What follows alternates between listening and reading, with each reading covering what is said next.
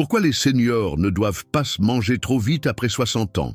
Si vous avez plus de 60 ans, il existe une habitude apparemment inoffensive qui pourrait bien accélérer votre vieillissement, affaiblir votre intestin et vous priver de jours de santé et d'énergie. Et le pire, c'est que presque personne n'en parle. Manger trop vite. Oui, le simple fait d'avaler la nourriture à toute vitesse, sans bien mâcher, a déjà causé de sérieux problèmes chez des milliers de seniors. Une étude récente a révélé que la majorité des personnes de plus de 60 ans continuent de manger comme elles le faisaient dans leur jeunesse, sans se rendre compte que le corps change, que la digestion ralentit et que les risques augmentent. Manger rapidement, surtout à cette période de la vie, n'est pas seulement une mauvaise habitude. C'est un poison silencieux.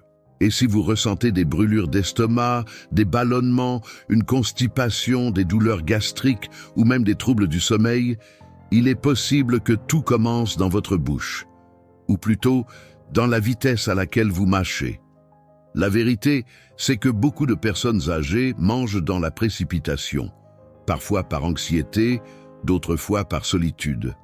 Certains disent qu'ils ont perdu le plaisir de manger. D'autres n'ont tout simplement plus la patience. Mais le prix de cette précipitation est lourd. L'intestin souffre, le cœur s'épuise, l'esprit devient plus lent. Et peu à peu apparaissent des douleurs inconnues jusque-là, une fatigue inexpliquée, des inflammations chroniques. Tout cela parce que le corps n'arrive plus à absorber les nutriments comme il le devrait. C'est comme essayer d'arroser une plante en lui jetant un seau d'eau d'un seul coup. La terre n'absorbe rien, les racines ne profitent pas, et la plante se fane. Le corps humain fonctionne de la même manière. Quand on mange lentement en mâchant bien, chaque cellule de l'organisme reçoit un peu plus de vie. Quand on avale tout en courant, ce qui devrait guérir commence à blesser. Alors dites-moi dans les commentaires, de quelle ville êtes-vous ? Et écrivez la phrase suivante, « Ma santé est une priorité ». C'est dans ce choix que commence votre transformation. Comme le dit la parole dans les Proverbes, le sage observe sa conduite et réfléchit avant d'agir. Et la façon dont vous vous alimentez montre aussi à quel point vous tenez à votre vie. Poursuivons. Maintenant que vous connaissez le danger caché derrière la précipitation à table, je dois vous montrer ce qui se passe réellement à l'intérieur de votre corps lorsque cette habitude devient une routine. Ce qui se passe vraiment dans votre corps quand vous mangez trop vite. Lorsque les aliments entrent trop vite dans la bouche, l'estomac est contraint de gérer des morceaux gros et mal broyés. Cela demande plus d'efforts, plus d'acidité, plus d'énergie. Ce qui devrait être un processus fluide et efficace devient un combat intérieur. L'estomac tente de compenser le travail que la bouche n'a pas accompli, et cet effort excessif provoque des désagréments comme des brûlures d'estomac, des reflux et une mauvaise digestion. Mais le problème ne s'arrête pas là. Une digestion précipitée nuit à l'absorption des nutriments. Les vitamines, les minéraux et les composés essentiels passent simplement à travers, sans être pleinement assimilés. La mastication est la première étape d'un processus délicat. C'est à ce moment-là que commence la libération d'enzymes digestives importantes. Lorsqu'elle est négligée, le pancréas et le foie doivent redoubler d'efforts. Le corps interprète cela comme une menace et active le système d'alerte. La production d'hormones du stress augmente et cet état de tension permanente affecte même le bon fonctionnement du cœur. De plus, la vitesse du repas agit sur le système nerveux. Manger rapidement active le système sympathique, celui qui prépare le corps à fuir ou à combattre, tandis que manger lentement active le système parasympathique qui favorise la détente et la régénération. Autrement dit, mâcher calmement améliore non seulement la digestion, mais apaise aussi l'esprit et réduit la pression artérielle. Manger vite, c'est comme maintenir son corps en état de guerre au moment où il devrait être en paix. Un autre point crucial est la sensation de satiété. Le cerveau a besoin de temps pour reconnaître que le corps est nourri. Ceux qui mangent vite ont tendance à exagérer les portions et terminent leur repas en ayant encore faim. Résultat, prise de poids, dérèglement de la glycémie et accumulation de graisse dans le foie et l'abdomen. Cela perturbe l'équilibre intestinal et enflamme silencieusement tout l'organisme. Derrière les douleurs articulaires, la fatigue chronique et les troubles du sommeil, se cache souvent une habitude simple mais destructrice, mal mâcher. Tout commence là, dans l'assiette, dans la façon dont vous choisissez de nourrir votre corps.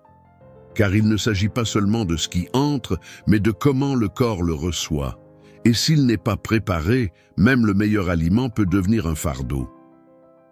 C'est exactement ce que m'a raconté un de mes patients lors d'une consultation, lorsqu'il a compris que sa santé se dégradait alors qu'il pensait manger sainement. Le cas de Monsieur Altamiro, manger lentement a sauvé mon cœur. Monsieur Altamiro est arrivé en consultation en disant qu'il en avait assez de prendre des médicaments.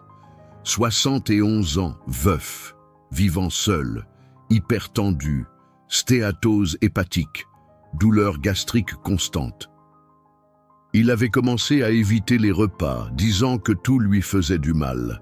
Mais en discutant avec lui pour comprendre sa routine, j'ai compris que le problème ne venait pas forcément de ce qu'il mangeait, mais plutôt de la manière dont il mangeait. Pendant des années, Altamiro avait gardé l'habitude d'avaler son repas en quelques minutes. Il faisait cela depuis l'époque où il travaillait dans le bâtiment, où les déjeuners étaient rapides et silencieux.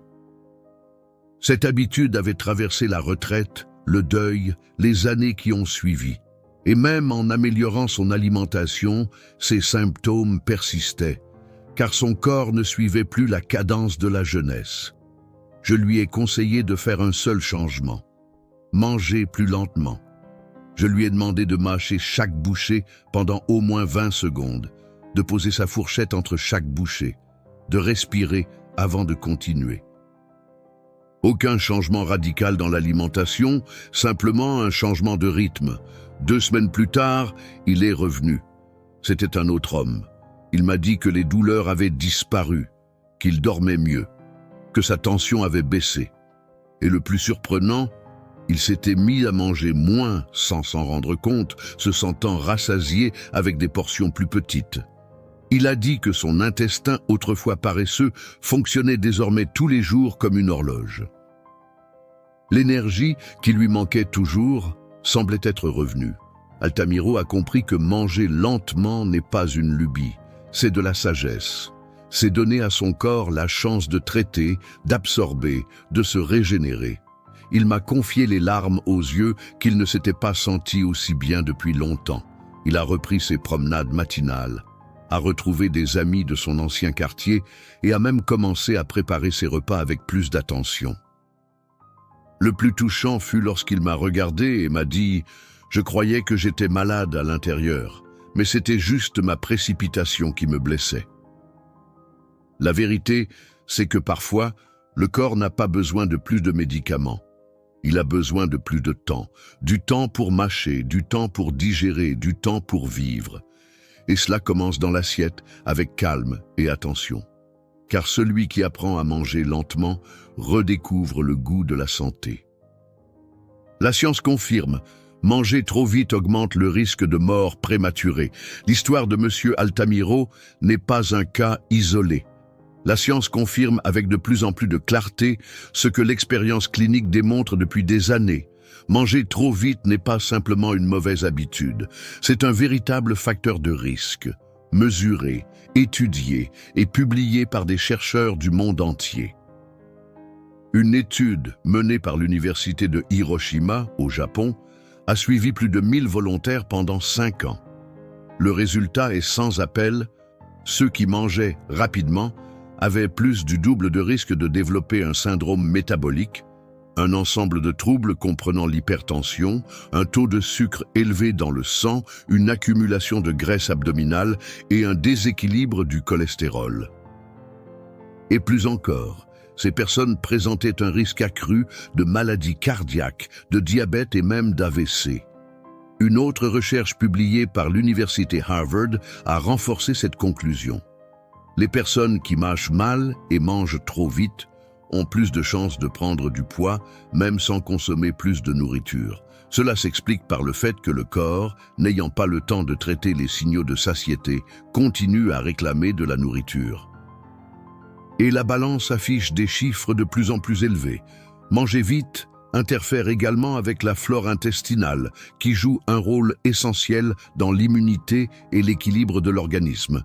Une digestion précipitée modifie le pH, nuit à l'action des bonnes bactéries et accroît l'inflammation silencieuse, celle qui ne se voit pas dans les analyses, mais qui ronge le corps de l'intérieur. C'est cette inflammation qui, à la longue, ouvre la voie aux maladies auto-immunes, aux douleurs articulaires, à la fatigue chronique et même aux troubles de la mémoire. La science confirme donc ce que beaucoup ignorent. Le rythme de mastication est directement lié à la qualité de la santé, surtout après 60 ans, lorsque le corps ne réagit plus de la même manière et que chaque excès peut coûter cher. C'est pourquoi de nombreuses personnes âgées, malgré leurs efforts pour mieux manger, n'améliorent pas leur bilan de santé. L'erreur réside dans le temps, non dans l'aliment. Manger lentement est un geste qui va au-delà de l'assiette. C'est une décision qui protège le cœur, équilibre le sang, apaise le cerveau et offre au corps une chance de se renouveler. Ce qui semble petit fait en réalité toute la différence. Et quand la science le confirme, ce n'est plus une simple suggestion. C'est une alerte. Les 5 maux les plus fréquents causés par ceux qui mâchent trop vite, parmi les nombreux effets que la précipitation à table provoque dans l'organisme, certains apparaissent avec plus de fréquence et d'intensité, en particulier chez les seniors. Et ils sont souvent traités comme des problèmes isolés, alors qu'ils sont les conséquences d'une seule et même habitude. Le premier est le reflux. En avalant de gros morceaux mal mâchés, l'estomac doit produire davantage d'acide pour tenter de décomposer les aliments. Cet excès exerce une pression sur la valve qui sépare l'estomac de l'œsophage, faisant remonter le contenu. D'où les brûlures dans la poitrine, le goût amer dans la bouche et la toux après les repas. Le deuxième mal est l'augmentation de la glycémie. Manger trop vite empêche le corps de libérer à temps les hormones de satiété. La personne consomme plus que nécessaire et l'excès de sucre commence à s'accumuler. Cela aggrave non seulement les cas de diabète, mais accélère aussi le stockage de graisse viscérale, celle qui entoure les organes comme le foie et le pancréas. Le troisième est la constipation. Une mastication insuffisante nuit à l'action des enzymes digestives. L'intestin, surchargé d'aliments mal digérés, réduit ses mouvements naturels d'évacuation. Le résultat, transit lent, ballonnement, gaz et douleurs abdominales fréquentes. Le quatrième mal est l'inflammation chronique.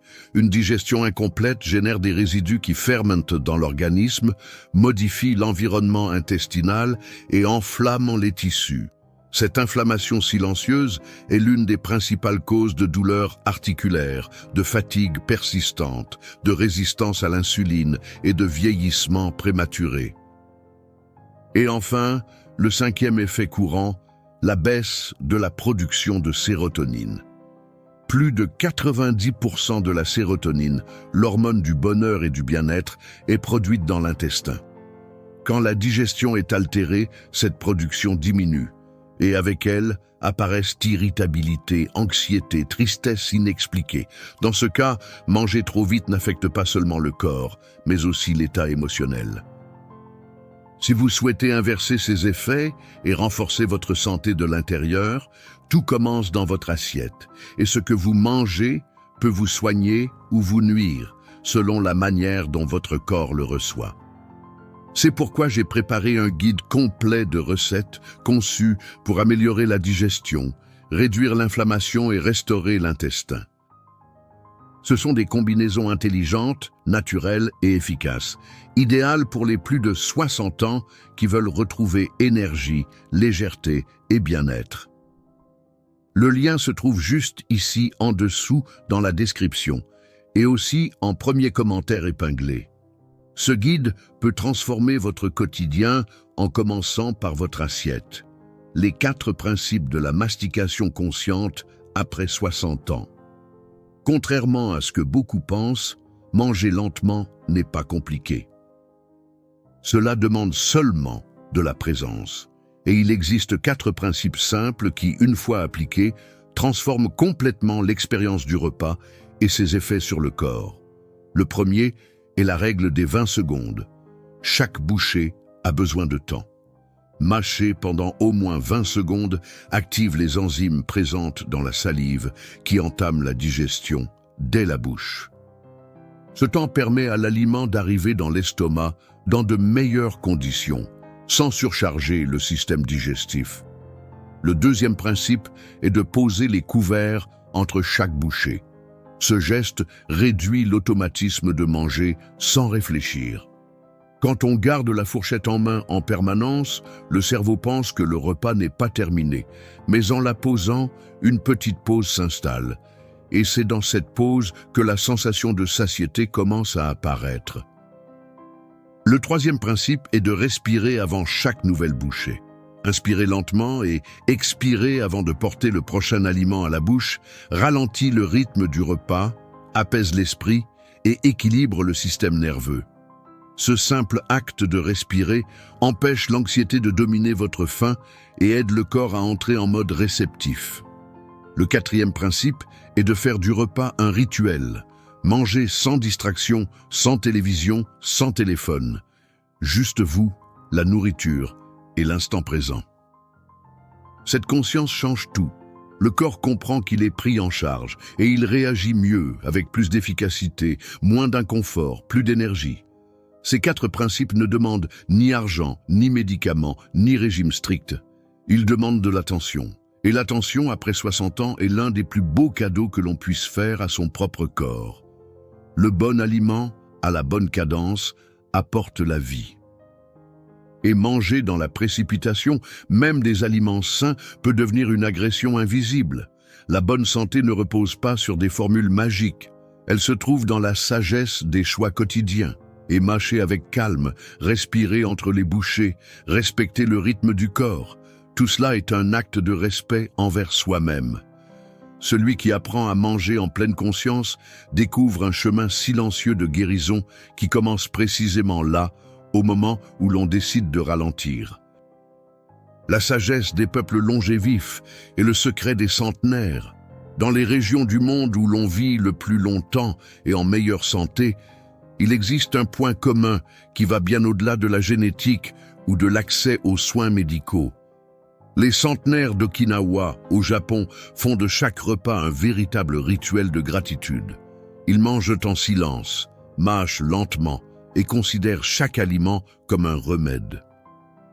Là-bas, la précipitation est vue comme une ennemie de la santé, et la manière de manger est aussi importante que ce que l'on mange.